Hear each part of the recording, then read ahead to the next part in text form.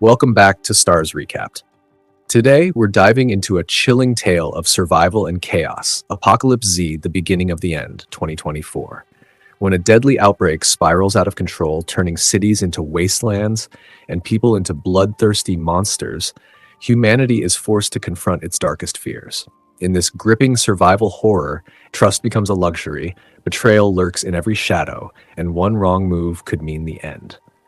Stick with us till the end as we break down every shocking twist and terrifying moment of this apocalyptic nightmare.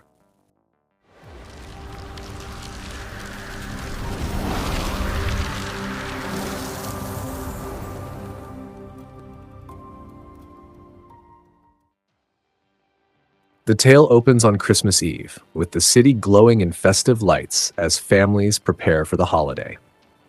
In one warm household, we're introduced to Manel, who's visiting his older sister along with his wife. The mood is cheerful. He laughs and plays with his young nephew, the night filled with comfort and love. But when it's time to leave, the tone shifts. After tucking his nephew into bed and saying farewell to his sister, Manel heads to the car where his wife takes the wheel. During the drive, he notices her troubled expression. Gently, he asks, "What's wrong?" At first, she hesitates, then admits what's weighing on her heart. She longs to have a baby. Manel, calm and hopeful, tells her he wants the same, but not yet, that they should wait until the right moment. His words spark frustration. She accuses him of never truly wanting a child, and the discussion escalates into a heated argument. Suddenly, a car swerves past them recklessly. She struggles to regain control of the vehicle, but before they can react, a truck collides with them head-on. The car overturns in a violent crash. In the devastating silence that follows, only Manel survives. His wife does not. A year passes. Now, Manel lives alone in a large, empty house, his only companion a cat. The once lively man is broken, carrying the weight of his grief. On the television, disturbing reports dominate the news. A mysterious virus is spreading quickly across the country.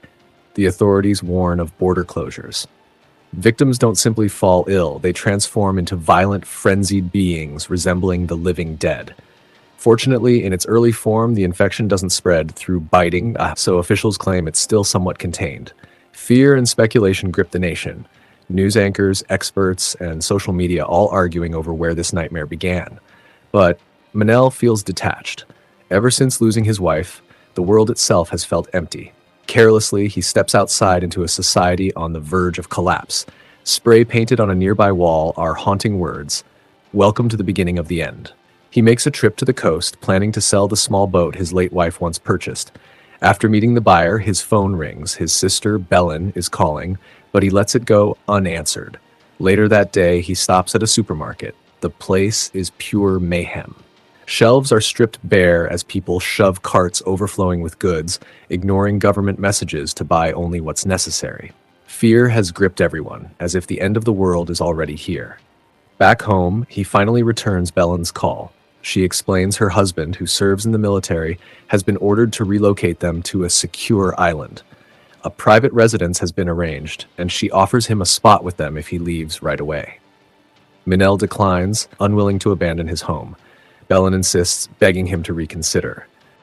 "At least come tomorrow. The flight leaves from your airport. You could still make it." Reluctantly, he agrees. The following morning, he packs a small bag, scoops up his cat, and drives toward the airport. The roads are jammed with vehicles, everyone desperate to flee. The radio crackles with a breaking report. A new mutation of the virus has emerged. This one spreads through blood contact, through bites.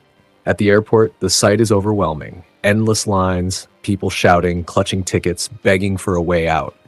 Then a chilling announcement cuts through the chaos. All flights to the island are canceled.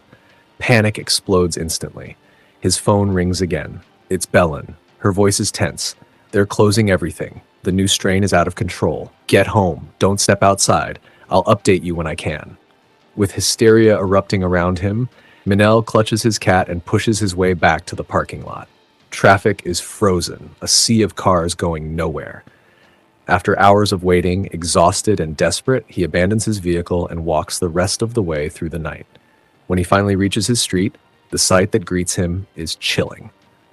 Across from his home, soldiers in full hazmat suits have set up a quarantine tunnel. His neighbor is dragged out, thrashing and foaming, clearly infected with the new variant.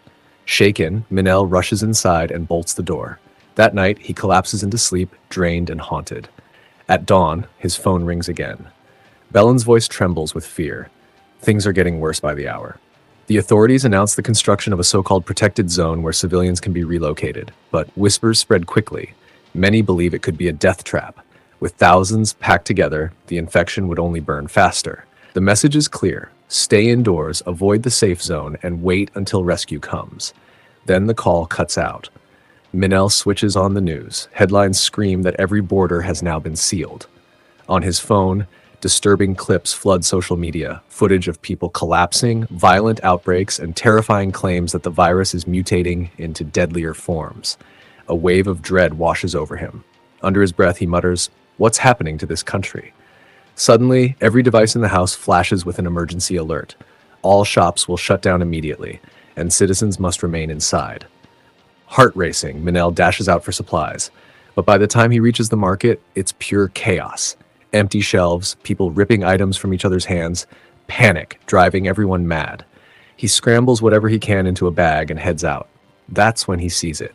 A man, clearly infected, lunging at a police officer. Instinctively, Minel grips a metal rod and rushes forward.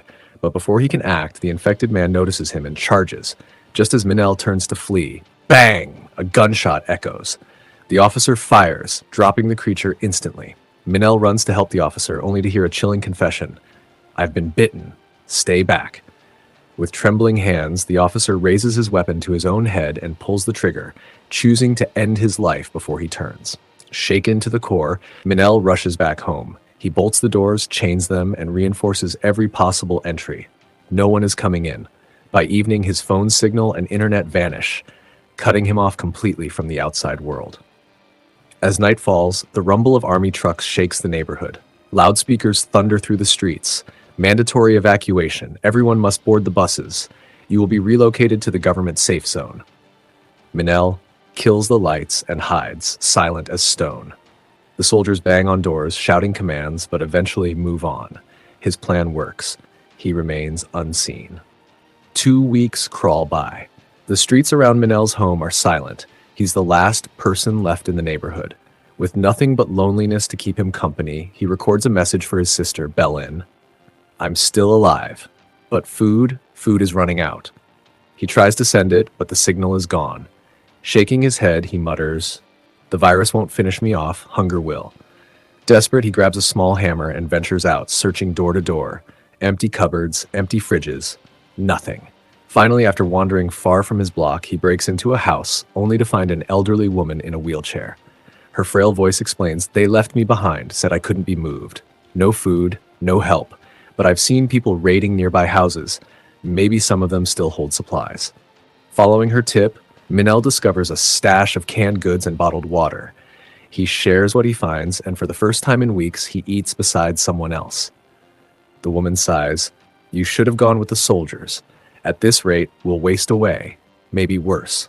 Minel forces a faint smile. "Don't lose hope. Tomorrow I'll find more. We'll have ourselves a picnic." The next day, he keeps his word. In another abandoned home, he uncovers a hidden stockpile. That night, the two of them share a meal, even laughing for a moment as if the nightmare outside doesn't exist. Then, quietly, the woman asks, "I'm old, I'm sick, but you're young and strong. Why are you still here alone?" Minel finally speaks the truth he's been carrying. "My wife died a year ago. Since then, it's just been me, and maybe it's better she isn't here to see this world fall apart. It would have broken her." Before leaving, he places a walkie-talkie in her hand. "So we can keep in touch," he says, offering a rare smile. Back at his house, Minel records yet another message for Belen, praying that someday the network will return and she'll hear his voice. Exhausted, he drifts off to sleep. In the middle of the night, the silence breaks. The walkie-talkie crackles. It's the old woman's voice. "Turn on the radio, quickly." Heart pounding, Minel scrambles to tune it in. Through bursts of static, an official broadcast cuts through. "Attention survivors. Make your way to the nearest safe zone. Transport ships are being prepared. You will be evacuated to Ireland. Help is on the way." The woman's shaky voice returns over the walkie. "Don't trust them. Where there are crowds, there's infection. The virus will only spread again. Minel clenches his jaw. But we're running out of food. We can't last much longer. Her reply is almost a whisper. And what about me? How will you drag a crippled old woman all the way there? Minel answers firmly, I'll take you. You're not alone. At sunrise, he gathers his bag and heads to her house, determined to keep his promise. But when he pushes the door open, his heart sinks. She's slumped in her chair, lifeless. Empty pill bottles lie beside her. A handwritten note rests in her lap. Thank you for showing me kindness, but I refuse to be a burden. This was my only way out. Go. Keep moving forward. Shattered and alone once more, Minel leaves the house. His steps echo through the desolate street. Out of nowhere, an infected woman hurls herself at him from the shadows.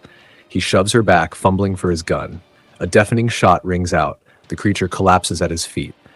Minel stands frozen, trembling, consumed by the weight of what he's just done.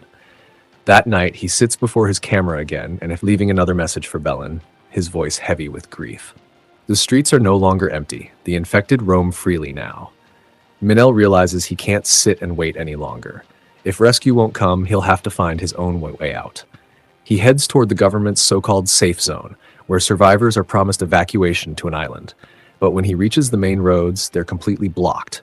Abandoned cars, barricades, no way through. Desperate, he stumbles upon a motorbike left behind. With his cat secured, he rides into the forest.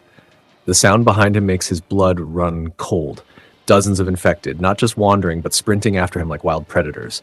He presses the throttle harder, lungs burning, heart hammering in his chest. Eventually, the path leads him to the camp where survivors were supposed to be waiting for rescue.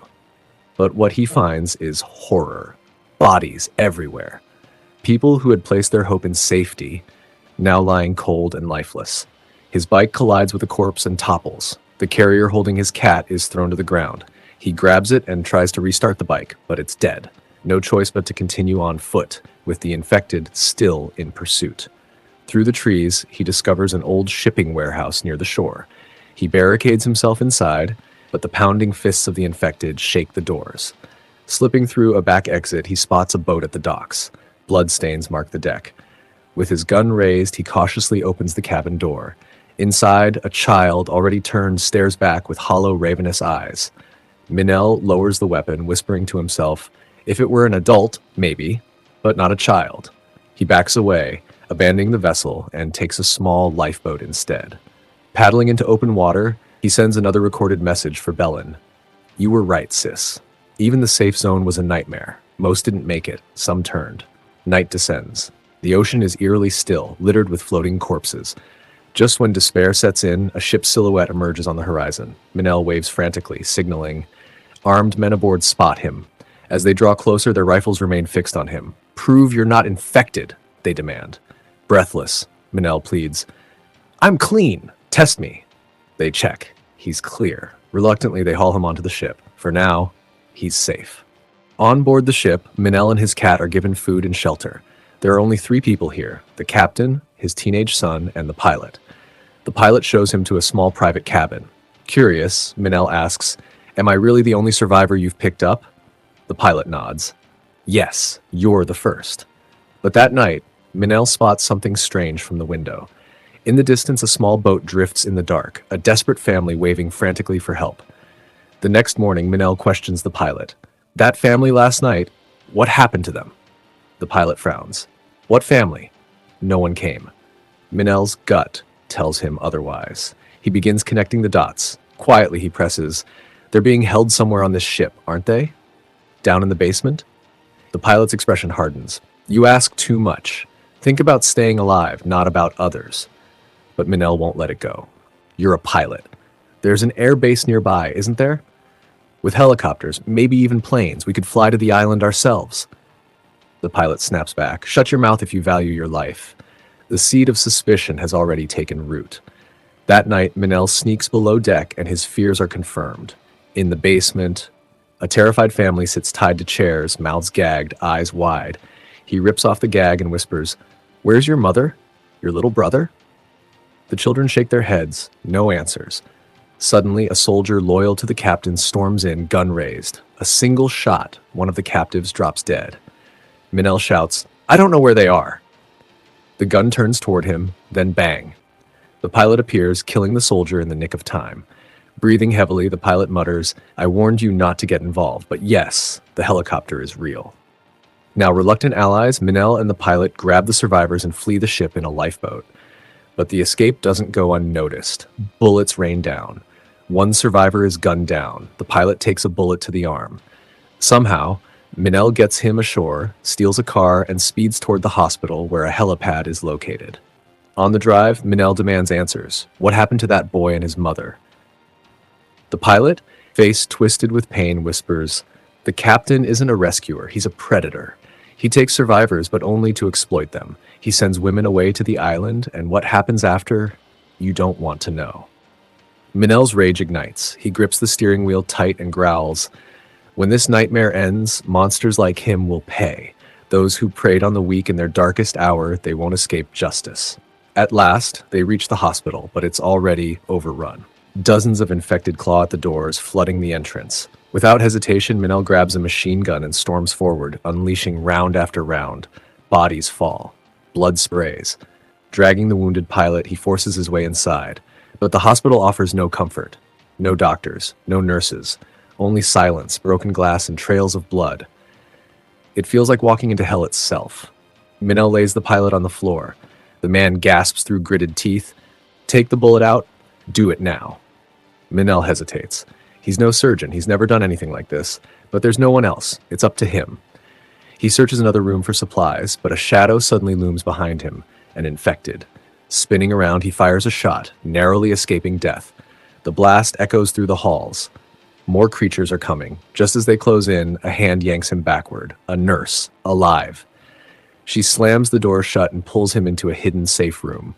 Inside the safe room, Minel discovers a small group. Hope, a weary doctor, a determined nurse, and 3 frightened children. They've managed to drag the injured pilot inside and are working frantically to stop the bleeding. After tense minutes, the nurse returns with a faint smile. He's going to pull through. Minel wastes no time. He's a pilot. Does this hospital have a helicopter? The nurse nods hesitantly. Yes, but it's locked in the hangar below. That place is crawling with the infected. Getting to it is almost suicide. Unable to shake the weight on his chest, Minel walks down a corridor he's avoided since arriving, the ward where his wife had died. He leans against the wall, whispering, voice trembling, "I'm sorry. I know you wanted a child. I thought we had more time. I never imagined you'd leave me this soon." As he turns back, his phone vibrates. A signal. Messages flood in, one catching his eye. A video from his sister, Balin.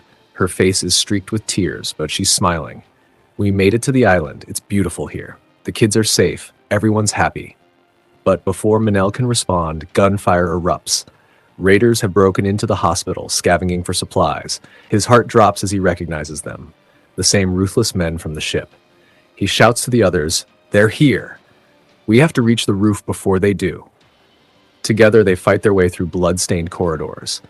In the chaos, a doctor is bitten. Shaking, he admits the truth. "I won't make it. Take care of the children." With grim resolve, he stays behind, ready to buy them time with his last stand. Minel takes charge. They push toward the stairwell leading to the rooftop. Barricades and tires from old riot gear block their path. Desperately, Minel rigs them into a makeshift shield wall, protecting the survivors inside. But when he tugs at a stuck tire, the crash echoes like thunder. The infected swarm, battering the defenses. The dead begin climbing. With raw fury, Minel seizes an axe and fights like a man possessed. Blood sprays, screams fill the air. The nurse grabs the children and dashes for the roof, dragging the wounded pilot with her. At last, they reach the helipad, but the helicopter won't start. Then the barricades collapse, infected pour through. Just as despair settles in, Minel bursts onto the rooftop, eyes blazing, axe dripping with gore. He cuts through the swarm, holding the line, but another threat arrives, the raiders, armed and ready. Guns rise. Minel and the pilot exchange a single glance, a silent pact. He tears open the gate, unleashing a tide of the infected onto the raiders. Chaos erupts as monsters clash with men. Amid the carnage, the helicopter engine roars alive. The nurse throws down the rope ladder. Minel claws his way up, wounded and bleeding but unbroken. He collapses inside the chopper, tears mixing with blood. He calls his sister. Balin, I made it. I'm coming home. But her reply cuts deep. Her voice shakes. Don't come. The virus, it's already here. The island isn't safe anymore. The call ends. Silence. Minel grips the side of the chopper, fire burning in his eyes. Then I'll save them, no matter what. As the chopper lowers from the sky, a solitary survivor steels himself to confront the end of the world one final time. And with that, Minel's journey closes on a haunting note. Survival bought at the cost of blood, sacrifice, and truth. But as the island's dark secret lingers, one thing becomes clear. The apocalypse is far from over. What did you think of this chapter in the saga? Share your thoughts in the comments, and don't forget to like, subscribe, and join us again here on Starz Recapped for more thrilling stories brought back to life.